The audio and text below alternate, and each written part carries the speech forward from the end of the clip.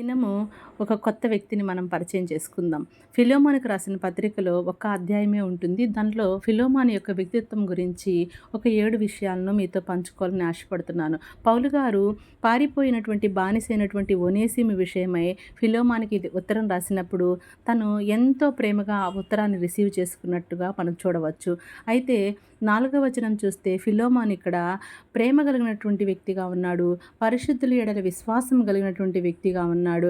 అయితే 7వ వచనంలో చూసినప్పుడు పరిశుద్ధుల హృదయములు ఫిలోమోను వలన విశ్రాంతి పొందినట్లుగా మనం చూస్తూ ఉన్నాము.